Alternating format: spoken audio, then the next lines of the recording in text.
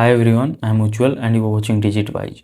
In this video, I am going to show you how to fix unable to enable ChatGPT extensions on Mac. So if you open system settings and then go to Apple Intelligence and Siri, and as soon as you scroll down in the right side pane and you can see the ChatGPT extension option is grayed out and it's not working. And you also see an Apple Intelligence is currently available option right below ChatGPT. Then this usually happens because intelligence extension have been disabled through screen time.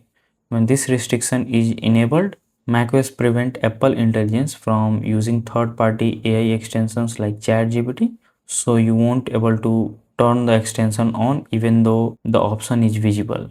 Re-enabling this permission usually fixes the problem and allow the ChatGPT extension to work again. Here's how to fix this issue. First, go to screen time and then click on content and privacy. Now here, make sure to enable the toggle right to content and privacy and then go to intelligence and Siri. Now here, enable the toggle right to intelligence extension and finally click on done to save the changes. Now if you go to Apple Intelligence and Siri, you can see the ChatGPT extension is now enabled, and if you see a setup button right here, you can set up it as well.